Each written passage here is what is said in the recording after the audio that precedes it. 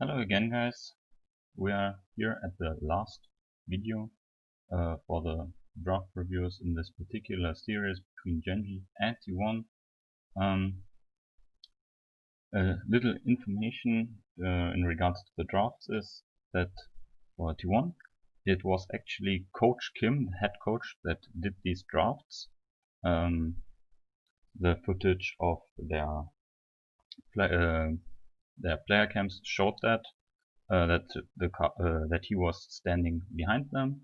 And why is that important? Well, just yesterday evening it was released that Coach Kim will be leaving T1. So for everyone who is interested in what's going on in T1 at the moment and how the results of this series and the year in general will affect the structure of the team and the players and staff members who will be continuing their service for the team.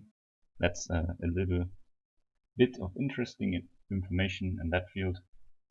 But putting that aside, we're now continuing with the draft for this last game. So let's start with the bans as of usual.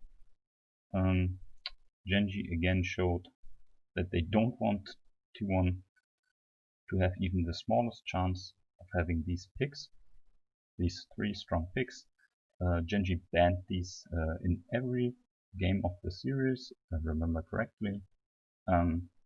This is mildly concerning on blue side because it shows that they don't even wish to trade or like to leave one open to first pick it or like anything of that nature. This could mean 2 things. Either they really fear T1's ability to play either of these 3s, or they themselves are unable to play them, which, well, that's strange. Like, Ruler should be able to play Caitlyn, and TF has been a stable mid lane pick for like years, and we all know BDD is a fan of Faker. He mentioned him to be one of his leading role models, and yeah, Faker commented that Twisted Fate is one of the champions every mid laner should be able to play. So yeah, I think BDD, if not only because of that statement, should be able to play TF. So yeah, these 2 picks should be in GenG's repertoire in any case. Lucian, on the other hand, not too sure if these 2 play them. I think BDD picked it a few times in the last 2 years. His gameplays were like, they were fine. BDD is quite skilled, so I think nearly every champion he picks, he can perform to a decent level. But overall, that's quite strange to ban the strongest picks on blue side. It either shows a strategy or, well, they can't play them. On the other hand, T1 banned 2 ADCs again against Ruler. It's the 3rd time for the Kalista as well. The Ashe, well, I assume they just don't want Ruler to have his Ashe. He's not Prey, right? It's not his really iconic pick, but Ruler's Ashe is still quite decent, and it proved to be a menace in the series.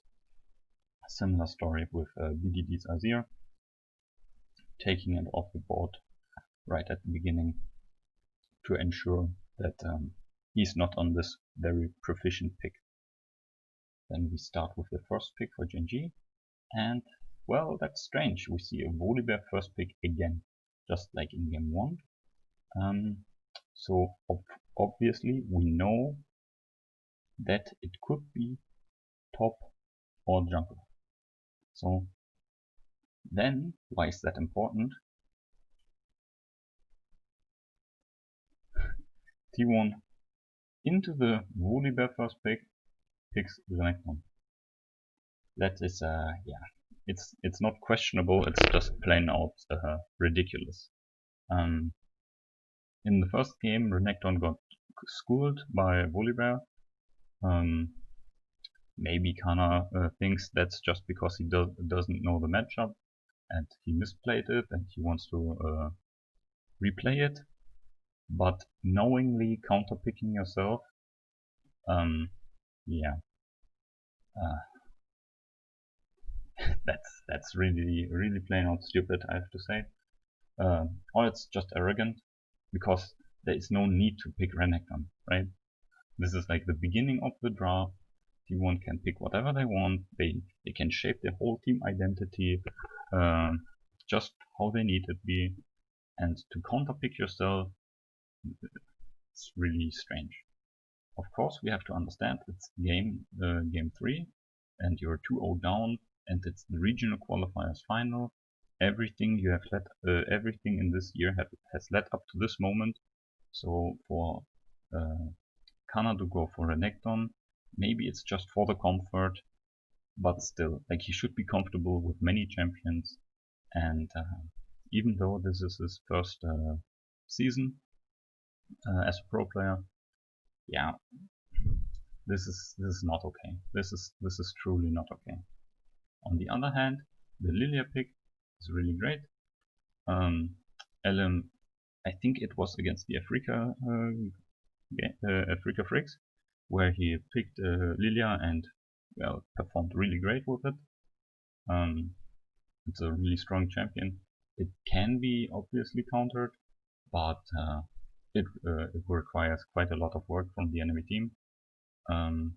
As such, it's completely fine. Obviously, you could have picked Nidalee, but Lilia offers way more damage and consistency. Also, her late game scaling, when she's not heavily stunted, is better than Nidalee's. So I have to say the pick is way better at the moment. Obviously works well with the Necton because of the AP-AD damage mix. Then we go to GenG's side again.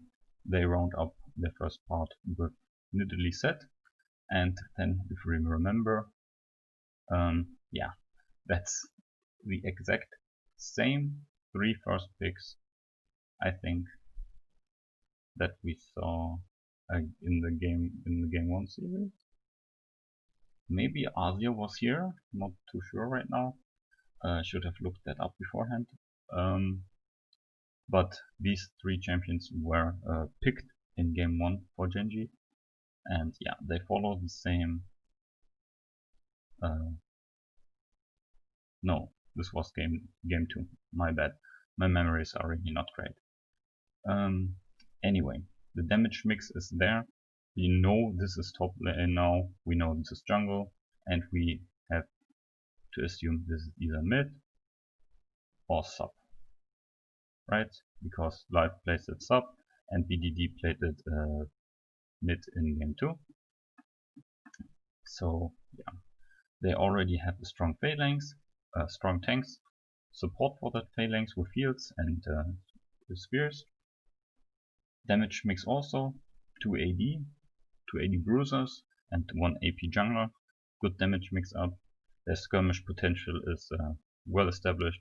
I've talked about that in more detail in the first 2 videos where GenG picked similar champions. On the other hand, T1 finishes the first part with an Orianna.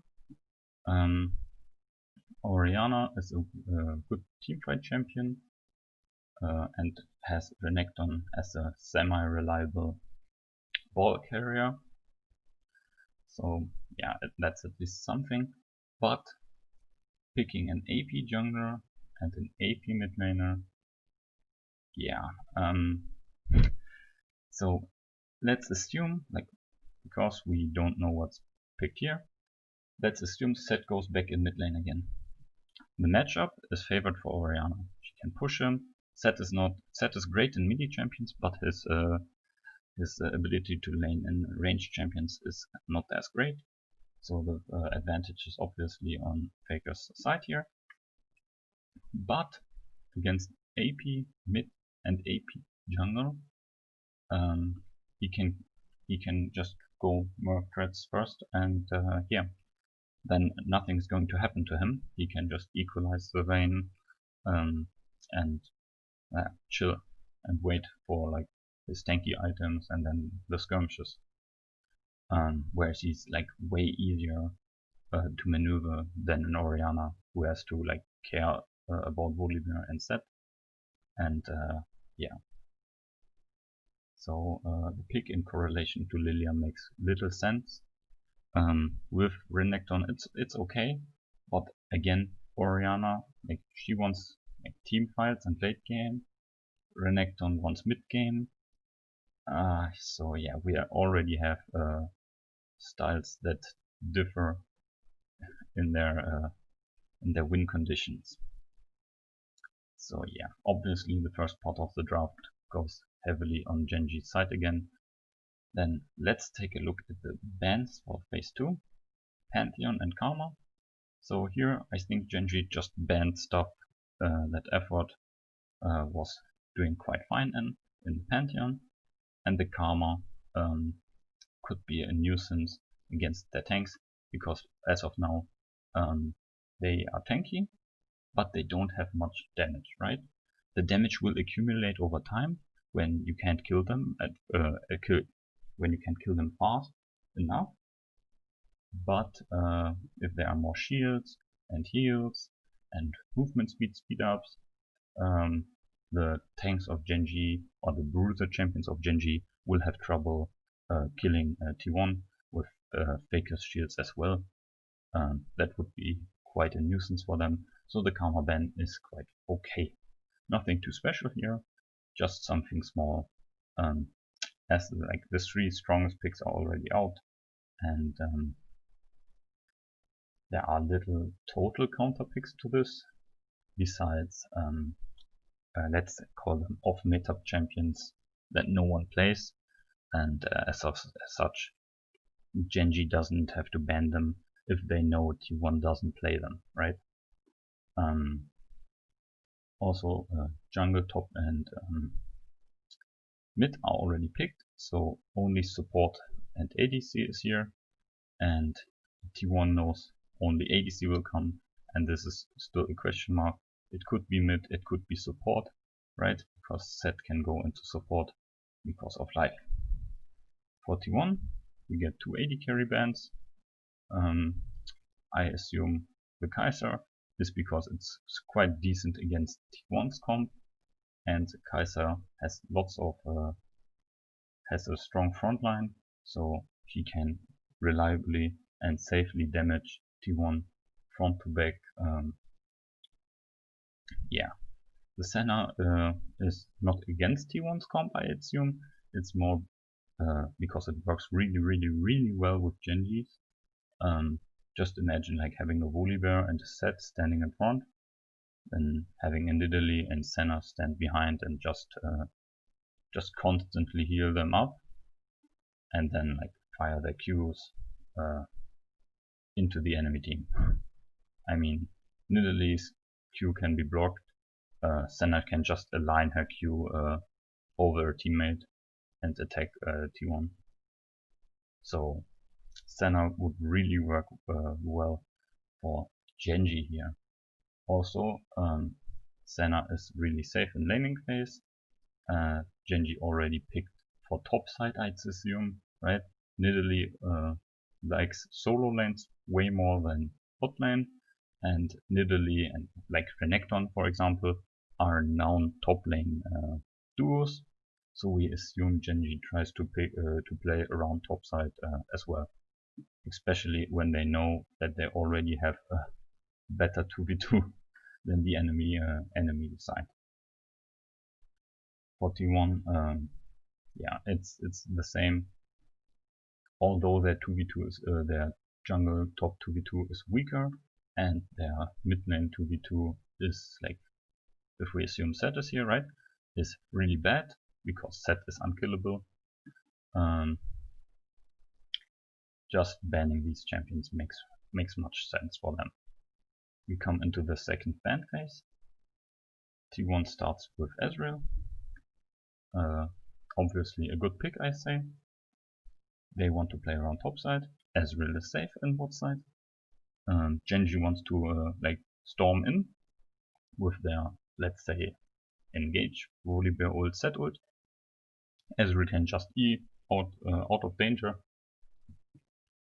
and is quite safe and self-reliant in that aspect. T1 doesn't have to do much for Gumayusi for him to excel or play decently. He also fits more with what Renekton wants to do, 2-item power spikes, but it's not as Ezreal can't go into the late game, although he's not as great as a normal crit AD carry, right? But like the strongest crit AD carries are like this. The strongest standard AD carries are banned. So yeah, I think the Ezreal pick is really okay here. On the other hand, GenG surprises in a sense with the Echo pick, because this means Set goes into support, and Set can't just like build Merc-Trids first and be immune to the jungle mid lane duo of T1. Obviously Ezreal can do the same, but Echo can do the same, but he doesn't really want to go that way. He wants to do more aggressive stuff, right? He wants to bully Faker with his own 2-item power spike of Protobird Lich Bane, and then extend his lead into top lane or bot lane. I assume top lane because they already have a good matchup there. Individually, Echo does well into Orianna, has to care for the early shove obviously. He can chase Ezreal also with his movement speed, and if he is lucky he can even follow Ezreal's blink with his E, but that's more on the lucky side. On the other hand, the Aphelios is a bit strange, but I'm not too sure about this. Like Misfortune could have done similar things here. She would even have more lane pressure than Aphelios in the early game. Yes, her scaling wouldn't be as great, but her mid game would be better, and everything in GenG's team comp screams mid game, so that would be doubling down on that. So in a sense, Aphelios is more of an insurance here, but if everything else is crumbling in the late game, besides Echo a bit, right? The Aphelios is not really set out to 1v8. But yeah, so I think Aphelios is just an insurance policy here. It's okay, but I would rather like double down on the mid game to really hit it home, pick another winning lane, right? Because after a certain amount of XP and level into Echo's Q, Echo is completely fine against Faker as Orianna and can exert pressure. Volibear already know he wins against the Renekton, and Aphelios, like he's doing okayish into Ezreal. That solely depends on the support. So Misfortune, instead, we would have been 100% certain that it would have won the bot lane pressure game, which would set up Nidalee to succeed on a massive level with every lane pressuring. Yeah, the map would have been her oyster, so to speak. So not really sure about this one, but I guess in a game, it's not a must-win game for them, but like you want to win 3-0, you don't want to go to give T1 the momentum and give them the false hope of a reverse sweep. So a little bit of insurance for the late game here. It's okay. It's okay. T1 rounds it up with an Alistar pick. Ezreal Alistar, like a known comp to be not really diveable and to be really safe and self-sufficient in bot lane. I think it was 2017. No, I think it was 2017 or 16 where we saw a lot of that, because it can really be abandoned in bot lane and just focus all attention on the top lane and just forget about it. The enemy team comp can't really pierce it. It's really strong. They may lose their turret, but they won't be dived, and Ezreal can always safely farm against nearly every ever matchup here. and the Alistar supports Ezreal in doing that. Additionally, for Orianna, it's obviously a really great ball carrier.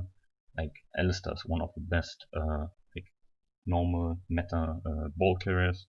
Like Malphite is obviously really great, but that's not what's being played in pro play, although it certainly would fit in some team comps. Anyway, against the set, Alistar can peel the set away to a certain extent, but not fully. He can obviously cancel with his R sets R, but in lane, they just say we play safe, we sack bot lane, and just wait for mid game team fights, because Aphelios needs 3 items, Ezreal needs 2. GenG has 2 AP champions, so the Iceborne Gauntlet of Ezreal is not highly efficient, but he can slow most of their engaged, because like these champions, they just want to run at him and then jump in, but first they just linearly run at Ezreal, so hitting a Q with Iceborne Gauntlet would be really nice. He doesn't do as much damage, but maybe going for Liandry's or Blade of the Ruined King, depending on the enemy item builds, can still do the damage needed. Also, like T1 doesn't really lack damage, right? They have a full damage jungler, a sinning Renekton on top, and Orianna is no slouch either in the damage department. So Ezreal can itemize this as he sees fit. Would recommend the cheaper build for faster pressure and more safety. Already talked about the matchups, right? Volibear wins. Bot lane wins for GenG as well. Echo shouldn't really kill Orianna because, right, the TP. But at least after level 6, he should be completely fine and should be able to pressure her a bit with the engage. Although Orianna's wave clear, if she's able to see us good and get a good buy, she should be completely safe. Although she doesn't hold the pressure in lane, right? Because she doesn't have kill threat on Echo if Echo has hands. As such, Nidalee is the jungler with way more pressure, and in the individual 1v1, Nidalee is way stronger early than Lilia. Both have good ability to farm. For ganking, I said mid lane for T1, you don't want to gank there as Lilia, you just solely focus around top side. GenG sees that, obviously, right? There's no other option to gank, besides maybe something cheesy bot, but their main focus is top side, because of the matchups and because of the Renekton. He needs to get a hurt early, and the 1v1 he loses against the Volibear quite handily, as we saw in game 1. GenG knows that, so Nidalee will just camp top, and then everything should fall into place for GenG. On the other side, Nidalee can also roam bot or mid lane, and Echo and Nidalee can then pincer Faker if he moves out of the line. GenG doesn't really have high engage options, so they can't really punish if T1 messes up, right? T1 has like more engage, right? They have 0 and they have 1, so it's not really much more, but it's better than nothing, quite literally. So GenG has to snowball their mid-game elites and get their bruisers quite fat, so that they can quite forcefully stat through. And in team fights, I already explained, GenG has a decent phalanx, right? Only decent now because Set is support, so he has not as much gold as a mid lane Set would have. They have the threat of an Echo attacking from the side, have the constant damage of an Aphelios with some poke from Nidalee. On the other side, T1 just doesn't really want to front to back team fight, right? That's not what T1 wants. T1 has one tank, one mage that gives the ball, right? Orianna gives the ball to Alistar. Renekton can obviously just walk into GenG, but these champions can just CC in while Aphelios kills him. So he would need to flank the phalanx. Similar story for Lilia. She can't really run into Renekton set. Volibear set. Yeah, so T1 has to use a bit of smoke and mirrors and maybe poke with their ranged champions and then look for a flank from Alistar and Renekton with Orianna's ball attached to them. That's the way they want to fight.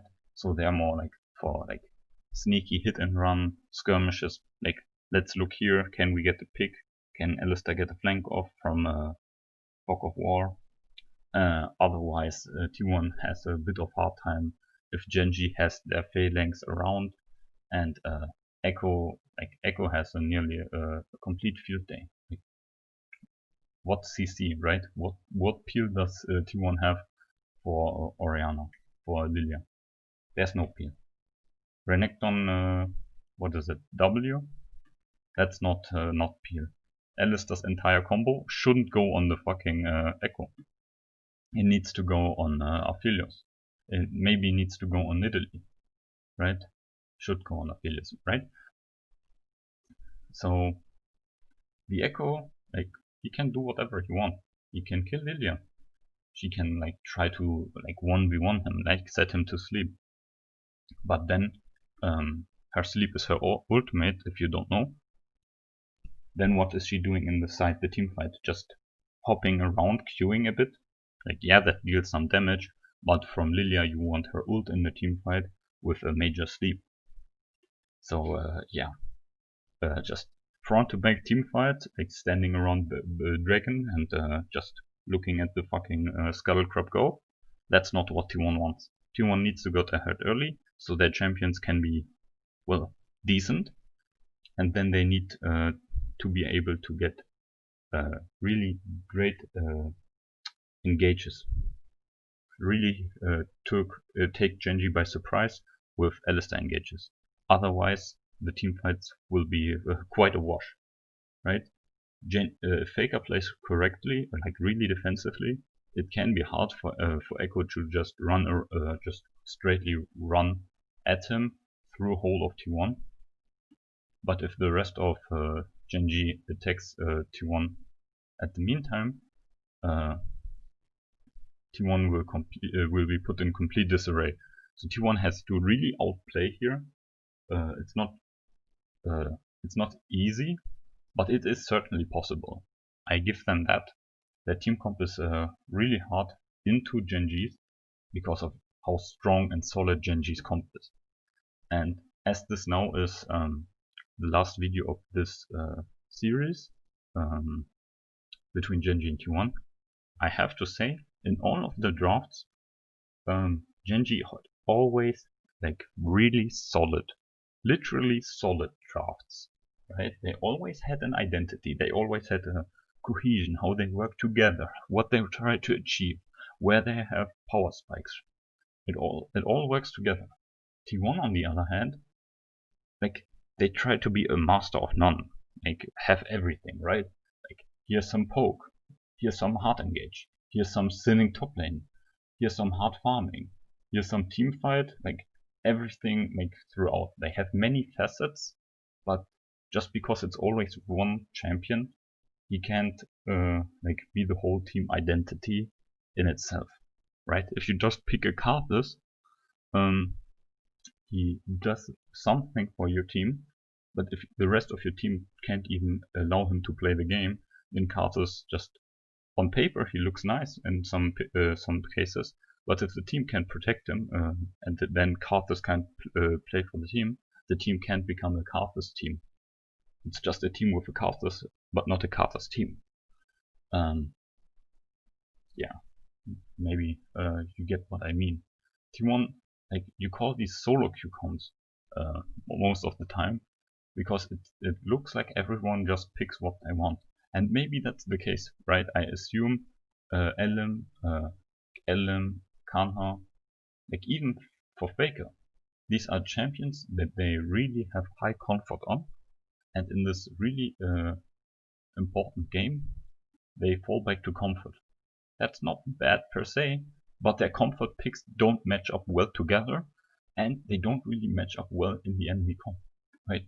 Picking Renekton into Volibear, well, you already know that that matchup sucks, and then drafting AP mid and this defensive bot with an AP jungler, it means you realistically only can play around topside to get efficient value out of your stats, right?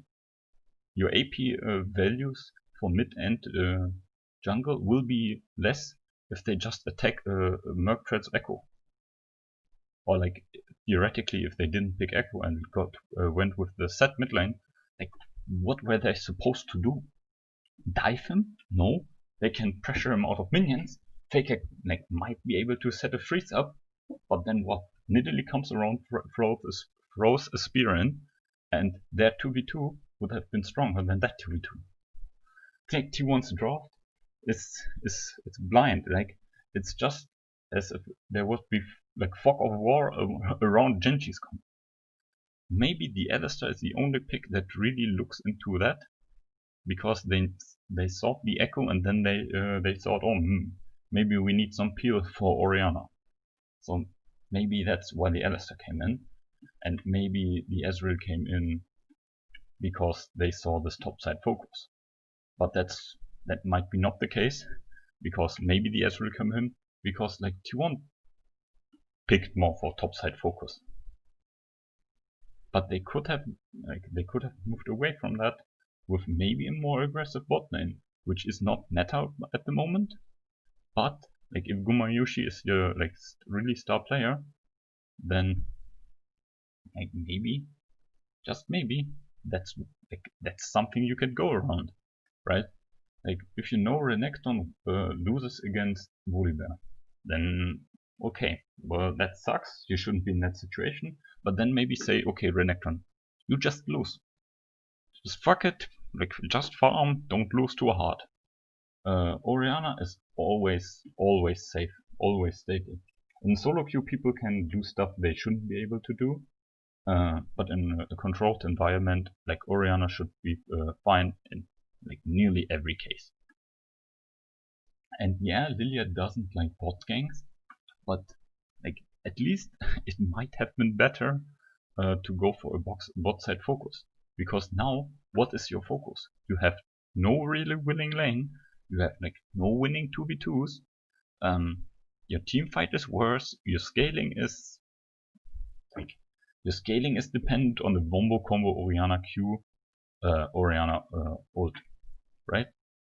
And maybe a Lilia ult. That's your late game scaling, because Volibear will be really tanky, Ezreal doesn't really kill tanks fast, Orianna is not a consistent DPS mage, she's more of a burst mage, right? So like, they have not really a champion to kill tanks. Like, Lilia goes for Liandry's, but also Lilia doesn't want to fight the tanks in a team fight. That's not what she's going for. So like, in nearly every metrics of evaluation, T1's draft just falls short. Yeah, that's quite sad. So especially in this damn Renekton pick, you see that there is no adaptation in a 3-game series. There's no answer. There is no answer. GenG can just, on blue side, ban the strongest champions, so T1 gets 3 bans they shouldn't really have. And they still are losing. They're still losing draft. And well, if you know the game and the results, they still lose the game.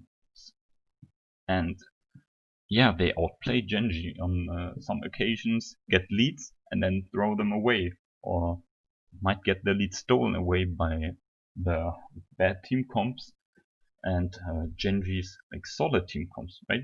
GenG doesn't have to do much, right? Even if BDD on Echo doesn't get the miracle flank, 5-man, what is it? 5-man W stun, he doesn't have to. Like, he just has to be there, like, throw his Q into the fight, look a bit menacing, and then Aphelios can carry, Nidalee can poke. The team like, can just function without one member overachieving. Like, if everyone does his job to a decent extent, GenG's team comp works. For T1, that's absolutely not the case. Like, one member has to completely pop off. Like, Ezreal has to do way more damage than he should, right? Maybe like E forward, kill Aphelios, and then the tanks of GenG will struggle a bit, right? Because Volibear and Set are not really high damage. Nidalee goes more for support at the moment, and is also not a DPS champion, more a burst, right? In that case, like if one member of T1 like overachieves and or like maybe if Ruler does a oopsie and gets like caught, right? Then T1 can do something. Because GenG doesn't really have DPS in the classical sense, right? Their DPS is more like their tanks stay alive for really long and they heal much, and then their tanks accumulate damage over time. But it's not a fucking Cassiopeia who can just spam her damage into the enemy face. Regardless, yeah, T1 needs to do something. The drafts were bad, like whole summer. Playoff drafts were like if they had something good, it seems like luck because it was like so rare, right? Even the blind goose sometimes finds a corn. I think that's how that saying goes. That was T1 with draft this summer split. It's just really strange. They have like dozens of analysts, pay really high money for them, and then still something like this can happen. Like not once, not twice, but like 3 times in a row in a one series that's really fucking important. Like it's really strange. I don't want to put the blame on like one person specifically because we don't know what goes behind the scenes. But this is not okay. This is not okay for like a top team, like one of the the best team of all time. That's not good. So let's just for all T1 fans, or like maybe all fans of esports in general, hope that T1 gets their shit together, and maybe with with a new coach, a new head coach, they can yeah, maybe they just don't go for holidays, right? Then they like look at worlds, like learn drafting from like EU teams. Like I really don't like many EU teams, but we have to agree that they're drafting smartly, buying good items, and have like solid fundamentals. And that's just something that T1 doesn't have at the moment. They have raw skill, right? That's Korea in the last 2 years, 3 years. Raw skill, really great talent. Like the Korean players are still the best. Like FPX and IG were carried by Korean players, but just raw skill doesn't like get you to the very top, right? You have to be smart about it. Yeah, but that's maybe a topic for another video. I'm going to close out this draft review series for this regional qualifier here, and then let's see what will happen in the days afterwards. Hope you all have a great day and see you around.